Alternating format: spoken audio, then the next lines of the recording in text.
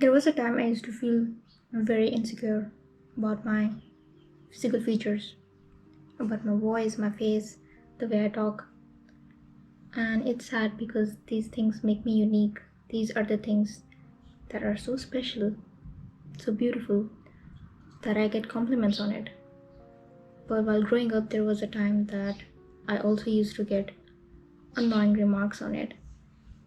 And that's probably why I started feeling insecure about them. And at one point, I wished I could change them. So it took me a while from being this insecure girl to accepting myself, and not just accepting myself, but to actually loving myself and cherishing all of these physical attributes about me. And here's what I realized, that by disliking my natural physical attributes, I was not just doing a disservice to myself, I was actually being ungrateful to God for His beautiful creation. I mean, how can I dislike or even hate something that has been gifted to me by God Himself? And just to make it clear, I'm referring to the things that you typically cannot change about yourself. Honestly, in this day and age, you can change anything, and we'll get to that in a while, but there are things that you have control upon, and you should have control upon, like your weight, your skin, like maintaining your body. That's something that is just taking care of you owe it to yourself, to your body. It's your vessel, it does so much for you. So you can definitely change things about yourself through exercise. And let's say you have some physical condition which is kind of a obstacle in your normal functioning, so there are exceptions. Now, if we touch upon the subject of surgery, like cosmetic surgery or things you can change about yourself, like getting lip fillers or changing the shape of your nose, the thing is, it entirely depends. Like the foundation, like the base, the first question that you need to ask yourself if you're considering something like this is, am I doing this for myself or for others? Is it coming from a place of insecurity, seeking validation, trying to fit in because of the conditioning of social media or these beauty standards? Or do you truly feel that, keeping all of that aside, I myself want to change this thing about myself? Because if you want to do it for yourself, no one has the right to tell you otherwise, and that's completely fine. So in this case, you have to be honest with yourself and ask that, okay, here's something I want to get surgery for, I want to change. Why am I doing it? And it's honestly hard to, it takes time to actually dig deep and to realize that which part of me is conditioned and which part of me is truly me.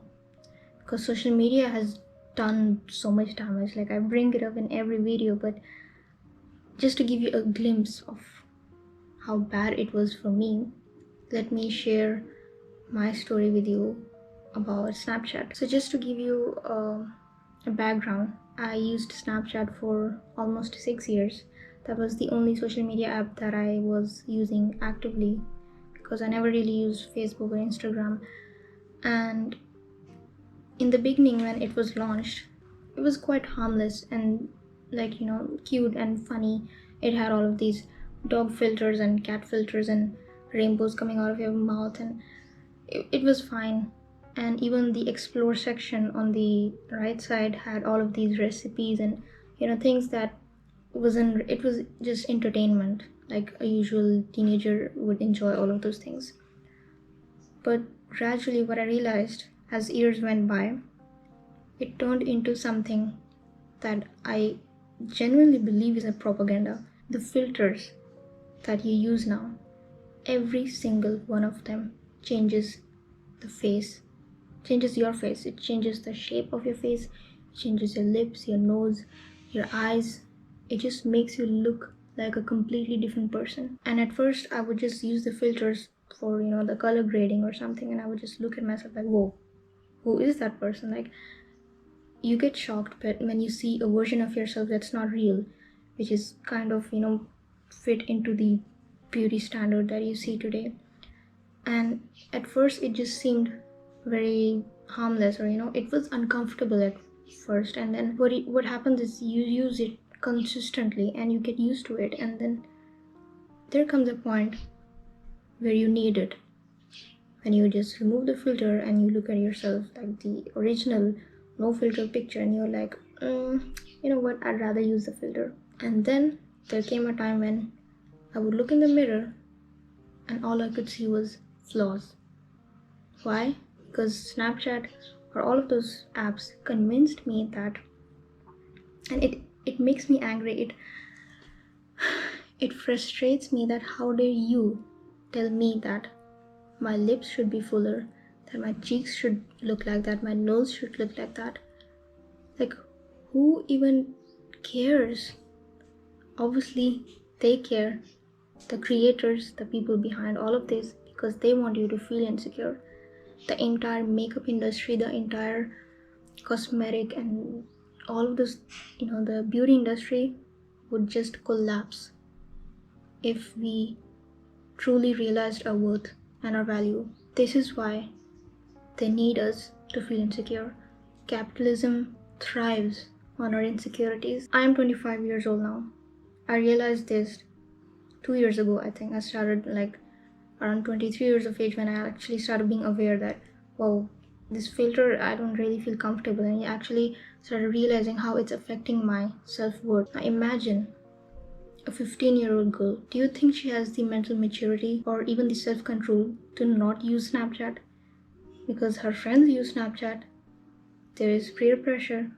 She is probably using it for streaks and all of those stupid features that I used to use.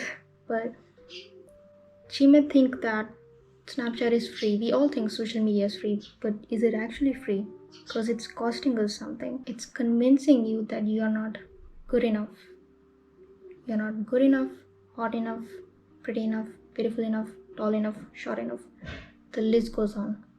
You're not enough. If you struggle with loving yourself, you have to go deep within yourself and understand where it's coming from. It could either be an abusive experience in childhood, in which case I would highly recommend therapy, or it could be social media, something that you're not even aware of. Stop following models, makeup brands, beauty influencers if it makes you feel insecure about yourself. I'm not saying that beauty influencers are bad. I mean, if you feel like you're gaining value out of their content, like I have personally gained value from watching makeup tutorials.